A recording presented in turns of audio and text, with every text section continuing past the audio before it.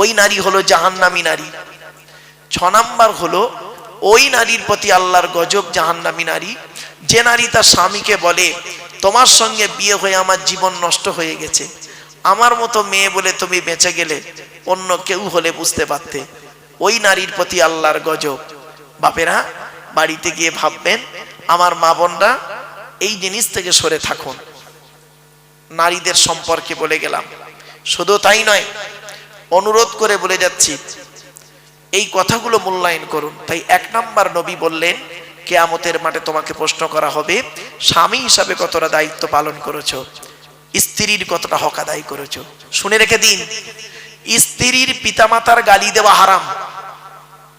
স্ত্রীর পিতামাতাকে, শ্বশুর শাশুড়ির গালি দেওয়া হারাম। এই কোরআনে আছে 250 রকমের হারাম। কত কত কত 250 রকমের হারাম আছে, আর 250 রকমের হালাল আছে। তার মধ্যে একটা হারাম কি জানেন? স্ত্রীর পিতামাতার গালি দেওয়া। অনেক সময় কি করেছেন আপনি, মনে আছে ঈদের দিনে স্ত্রী খাবার তৈরি করতে একটু দেরি করে ফেলেছে বেচারা, আপনি করলেন কি তাকে ঈদের দিনে মা মাসি তুলে গালাগালি করলেন, মরা বাপটাকে কবর থেকে তুলে আনলেন, মরা মাটাকে কবর থেকে তুলে আনলেন, এনে আপনি গোসল করে নতুন জামা কাপড় পরে আতর সুরমা মেখে ঈদের নামাজ পড়ে ইমাম সাহেবের বুকে বুকে মিলছেন। হ্যাঁ, আপনি ভাবলেন আপনার ঈদের নামাজ কবুল হয়ে গেছে। এত সোজা নয়, এত সোজা নয়, বাড়ি থেকে ভাববেন।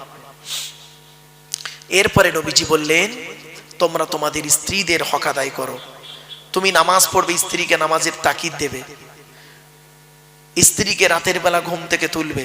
ছোট্ট একটা উদাহরণ দিচ্ছি, আপনাদের এখানে গ্রামে যে মসজিদ আছে, ফজরের নামাজে কম লোক হয় না বেশি লোক হয়? বলুন না, বলুন। কম হয়। দেখবেন এই জলসা কমিটি পেরে যাবে, কালকেই ফজরের নামাজে লোক ভর্তি হয়ে যাবে। এই জলসা কমিটি পারবে একটা কাজ করলে। বলবো, জলসা কমিটির লোকেরা যদি বলে মাইকে যে আজ থেকে ফজরের নামাজ পড়ার জন্য যদি কোনো স্ত্রী তার স্বামীকে ফজরের নামাজে যদি তুলে না দেয়, ওই স্বামী যদি দ্বিতীয় কোনো মেয়েকে বিয়ে করে, সমস্ত বিয়ে খরচা জলসা কমিটি দেবে।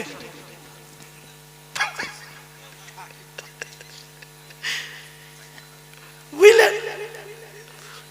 মানে ওই স্বামী যদি দ্বিতীয় বিয়ে করে সুন্দরী মেয়েকে, সমস্ত বিয়ে খরচা জলসা কমিটি দেবে। দেখবেন ফজরে কিভাবে যে তুলবে আপনাকে ভাবতে পারবেন না।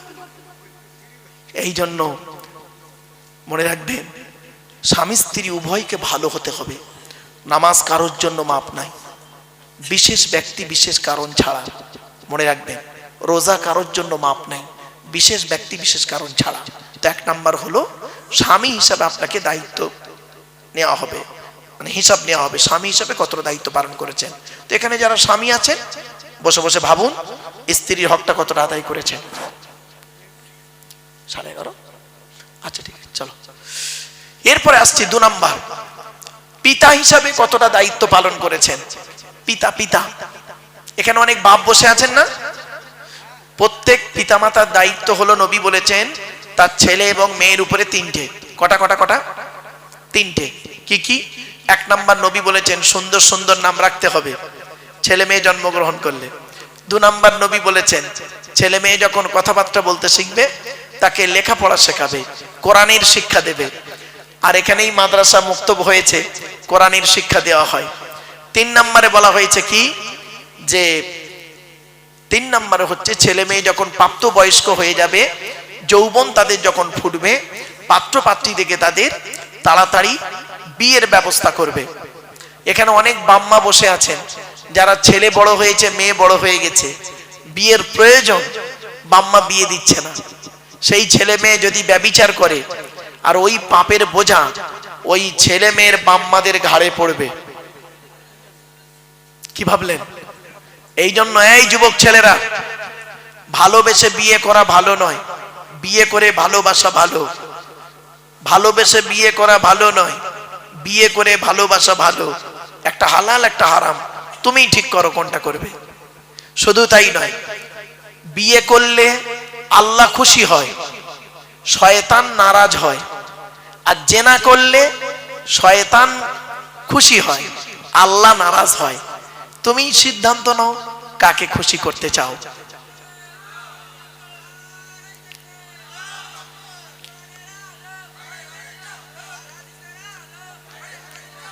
আমার বাপেরা,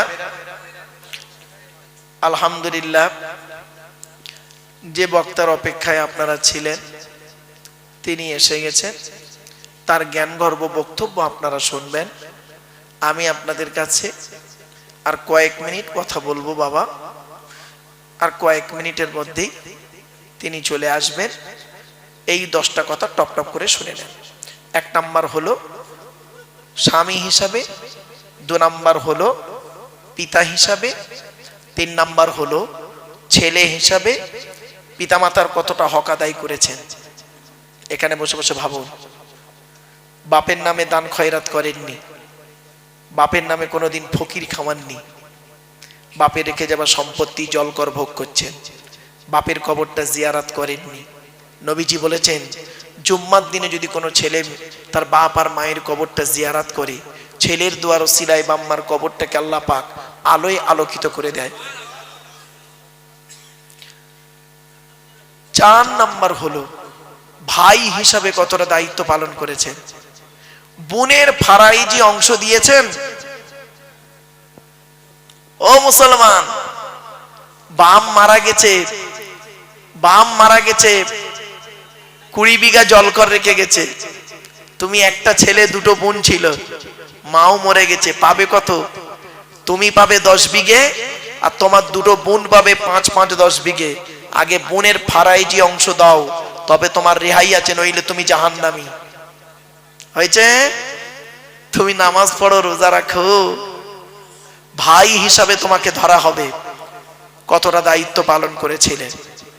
5 নাম্বার হলো চাচা হিসাবে কতটা দায়িত্ব পালন করেছো। চাচা, এখানে অনেক চাচা দাঁড়িয়ে বসে আছে। বাপ মারা গেছে, চাচা বেঁচে ছিলে, তুমি ভাইপোদের প্রতি লক্ষ্য রেখে রাখতে না, আরো ভাইপোদের মেরে খাবার ধান্দা করেছো। 6 নাম্বারটা খুব ইম্পর্টেন্ট, খুব ইম্পর্টেন্ট, খুব ইম্পর্টেন্ট। 6 নাম্বারটা কে জানেন? বোনাই হিসাবে ধরা হবে। বোনাই, আপনারা কি বলেন? বোনাই বলেন না দুলা ভাই বলেন? কোনটা? এই বোনাইরা কবরে ঢোক।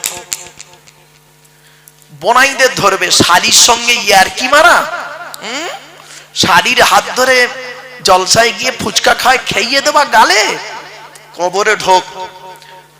বোনাইদেরকে আল্লাহ ধরবে কিয়ামতের মাঠে। শালির সঙ্গে কিরূপ আচরণ করেছিলিস, কি ভাবছেন? কোরআনে আল্লাহ বলছেন, আয়াহসাবুল ইনসানু আন ইউতরাকা সুদা, মানুষ কি মনে করে আমি আল্লাহ তাকে এমনি এমনি ছেড়ে দেব, তাকে হিসাব কিতাব না নিয়ে, কৈফিয়াত না নিয়ে? শুনে নিন, এর সঙ্গে আরেকজন আছে, আরেকজন আছে, কে জানেন? দেওর। কি বললাম? দেওর হিসাবে আপনাকে জবাব দিতে হবে। এই ভাবিরা শুনে নিন, আল্লাহ নবীর কাছে একদিন নারী জাতিরা এসেছে, নারীরা এসে বলছেন, ইয়া রাসূলুল্লাহ, আমরা পৃথিবীতে কাকে বেশি ভয় করব বলুন। আল্লাহ নবী বললেন, এই পৃথিবীতে তোমরা মৃত্যুকে ভয় করো? বলছে হ্যাঁ। বলছে তেমনি দেওরকে ভয় করো। দেওর, দেওর হলো মৃত্যুর সমতুল্য। অনেক ভাবি আছে দেখবেন দেওরদের সঙ্গে ইয়ার কি করে, কঠিন পাপ হবে। চলো 7 নাম্বার, খালু হিসাবে আপনাকে ধরা হবে কিয়ামতের মাঠে। খালু। আর এর সঙ্গে আরেকজন আছে ফুপুর বর, জামাই বাবু, তাই বলেন তো নাকি? 8 নাম্বারটা খুব ইম্পর্টেন্ট, খুব ইম্পর্টেন্ট। 8 নাম্বারটা কে জানেন? 8 নাম্বারটা হলো মামা হিসাবে আপনাকে ধরা হবে। এখানে যত মামা বসে আছে, মামা, আল্লাহ বলবেন তোর বোন বোনাইটা অ্যাক্সিডেন্টে মারা গেল, দুটো ভাগনা ছিল ছোট ছোট। ঈদের সময় তুই তো ছেলে মেয়ের জামা কাপড় কিনলি, আর ভাগনা ভাগ্নির তো দেখলি না। তোর মতো মামা আজকের জাহান্নামী হয়েছে, ভাববেন বাড়িতে গিয়ে। 9 নম্বর হলো দাদু যারা আছে, দাদু এখানে আছেন অনেক দাদু, কি বলেন, বাপের বাপকে কি বলেন, এই দাদুদের কাল্লা ধরবে। এদিকে আয়, তোর 4টে ছেলে দিয়েছিলাম, বড় ছেলেটা চাকরি করতে বলে বড় ছেলের ছেলেকে লজেন কিনে দিতি, বিস্কুট কিনে দিতি, বড় ছেলের হাত ধরে বাজারে যেতি, খাবার কিনে দিতি। আর ছোট ছেলেটা গরিব, টোটো চালাতো বলে তার ছেলে মেয়েকে তুই দেখতিক না, তোর নামাজ রোজা কবুল হবে না। তোর মতো দাদু আজকের জাহান্নামী। 10 নাম্বার হলো নানা হিসাবে ধরা হবে। নানা, নানা বোঝেন তো? এখানে অনেক নানা বসে আছেন, এই নানাদেরকে কিয়ামতের মাঠে আল্লাহ ধরবে। তো 4টে মেয়ে দিয়েছিলাম, বড় জামাইটা চাকরি করতো বলে, বড় জামাইয়ের 20 বিঘা জলকার ছিল বলে, বড় জামাই যখন আসতো মেয়ে নিয়ে বাচ্চা নিয়ে ভালো ভালো খাওয়াতি। আর মেজো জামাইটা গরিব ছিল বলে মেজো জামাই ছেলে মেয়ে যখন আসতো তাদের প্রতি গুরুত্ব দিতি কিনা। তোর মতো নানা আজকের জাহান্নামী। বাড়িতে গিয়ে ভাববেন, এই 10 জনের বাইরে কেউ আছেন? কি ভাবলেন? 1 নাম্বার স্বামী হিসাবে, পিতা হিসাবে, ভাই হিসাবে, ছেলে হিসাবে, চাচা হিসাবে, বোনাই হিসাবে, দেওর হিসাবে, খালু হিসাবে, জামাইবাবু হিসাবে, মামা হিসাবে, দাদু হিসাবে, নানা হিসাবে। এই 10 দিকের প্রশ্ন আপনাকে করা হবে। অনুরোধ করে বলে যাচ্ছি, বাড়িতে গিয়ে ভাববেন। এই 10টা প্রশ্নের উত্তর আপনারা খুঁজে যদি বের করতে পারেন, সকালবেলা উঠে বলবেন ইনশাআল্লাহ আমি জান্নাতি। আর যদি উত্তর না পান, মরণ পর্যন্ত উত্তরগুলো খুঁজে বের করবেন। এত সহজ ভাবলেন ইসলামকে, এত সহজ ভেবে নিলেন। এজন্য আমি আপনাদেরকে অনুরোধ করে বলে যাচ্ছি, কথাগুলো মাথায় রাখুন। একবার দরুদ শরীফ, আল্লাহুম্মা সাল্লি আলা সাইয়্যিদিনা মাওলানা মুহাম্মদ ওয়া আলা আলি সাইয়্যিদিনা মাওলানা মুহাম্মদ। বাপেরা, আল্লাহর পরিচয় 4টে বলেছি, নবীদের পরিচয় 3টে বলেছি। লাস্ট আলোচনা, আমাদের পরিচয় হলো মাত্র 2টো। কটা কটা কটা? 2টো। কি কি? আল্লাহ কোরআনে বলছেন, ওমাই ইউমিন বিল্লাহি ওয়া ইয়ামাল সালিহা। আল্লাহ বললেন 100% তোরা ঈমান আন আল্লাহর উপরে। আমাদের বিশ্বাসটা 100% আনবো কার উপরে? আল্লাহর উপরে। খেতে গেলে আল্লাহর নাম, শুতে গেলে আল্লাহর নাম, সব সময় আল্লাহকে সাথে রাখবেন। মনে রাখবেন, এই পৃথিবীতে আপনার স্ত্রী, ছেলে মেয়ে, ভাই বোন, বন্ধু বান্ধব কেউ আপনার আপন নয়, আল্লাহই হলো আপনার আপন। ঠিক না বেঠিক? আর আপনার রসুল আপনার আপন, বাকি সব পরগবাপ, মরে গেলে সব শেষ। মনে রাখবেন। তাই 1 নাম্বার হলো 100% আপনি আল্লাহকে বিশ্বাস করুন, ভরসা করবেন আল্লাহর উপরে, পৃথিবীর কোনো ব্যক্তি বস্তুর উপরে নয়। আল্লাহ পাক কোরআনে বলেছেন, ইজা আযামতা ফাতাওয়াক্কাল আলাল্লাহ। তুমি যখন কোনো কাজ করতে যাবে, পৃথিবীর কোনো ব্যক্তি বস্তুর উপরে ভরসা করবে না। ফাতাওয়াক্কাল আলাল্লাহ, একমাত্র আল্লাহর উপরে ভরসা করবে। ইন্নাল্লাহা ইউহিব্বুল মুতাওয়াক্কিলিন, যারা আল্লাহর উপরে ভরসা করে কাজে নামে, আমি আল্লাহ তাদের অত্যন্ত ভালোবাসি। জোরে বলো। একটা ছোট্ট উদাহরণ দিচ্ছি। একটাই রাস্তা, কটা রাস্তা? একটাই রাস্তা, 2টো দল গেল। একটাই রাস্তা, 2টো দল গেল। প্রথম দলটা রাস্তাটা পার হয়ে গেল, আর দ্বিতীয় দলটা রাস্তায় ডুবে মরে গেল। রাস্তাটার নাম ছিল নদীর মাঝখান। দল দুটোর নাম হলো মুসা নবীর দল, ফেরাউনের দল। মুসা নবীর ভরসাটা রাস্তার উপরে ছিল না, ভরসা ছিল আল্লাহর উপর, পার হয়ে গেল। আর ফেরাউনের ভরসাটা আল্লাহর উপরে ছিল না, রাস্তার উপরে ছিল, সৈন্যদের উপরে ছিল। বেটা ডুবে মরে গেল। বাড়িতে গিয়ে ভাববেন ভরসাটা আল্লাহর উপরে, ব্যক্তি বস্তুর উপরে নয়, ভরসাটা আল্লাহর উপর রাখুন। এই জলসা কমিটি, জলসা যখনই দেবেন ভরসা রাখবেন আল্লাহর উপরে। কার মাধ্যমে কোথায় কি হবে আল্লাহ পাক ঠিক করে রেখেছেন, ঠিক না বেটি? অনুরোধ করে বলে যাচ্ছি। 2 নাম্বার আল্লাহ বললেন ওয়ায়ামাল সলিহা, পৃথিবীতে যতদিন বাঁচবে ভালো ভালো কাজগুলো করবে, লোকের গোঁজা মেরে মেরে বেড়াও না, ভালো ভালো কাজগুলো করবে। মানুষের উপকার করতে না পারলে ক্ষতি করতে যেও না। আল্লাহ ছাড় দেয়, ছেড়ে দেয় না। আল্লাহ ছাড় দেয়, ছেড়ে দেয় না, কথাটা মাথায় রাখুন।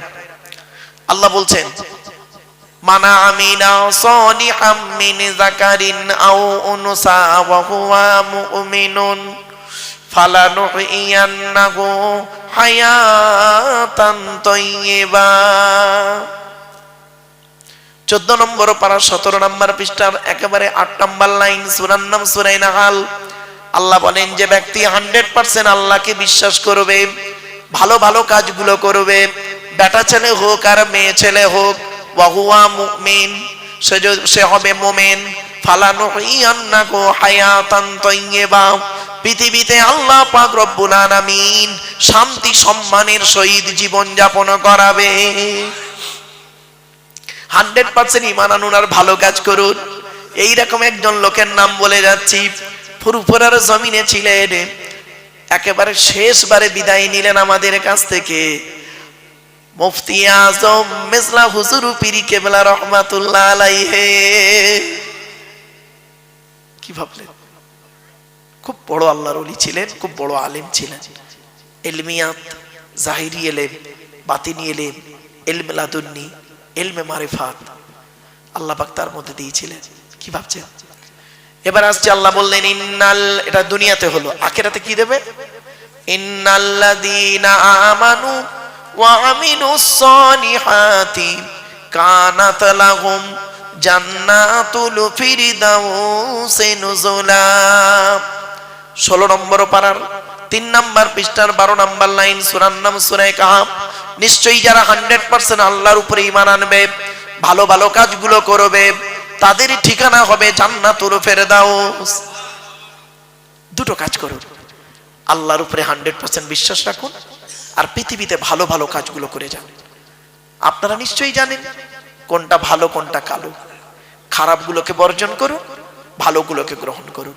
That's all. নামাজ আপনাকে পড়তে হবে, সকলেই জানি, কিন্তু নামাজ পড়ি না, এর জবাব কিন্তু আপনাকে দিতে হবে।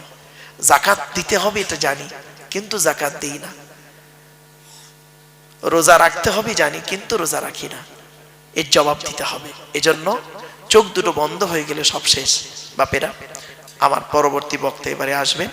দেখতে দেখতে আপনাদের কাছে 11:30 করে ফেলেছি। বাপ আসুন একটু রাসূলের সামনে একটু দাঁড়িয়ে একটু সালাত ও সালাম পাঠ করবো। ইয়া নবী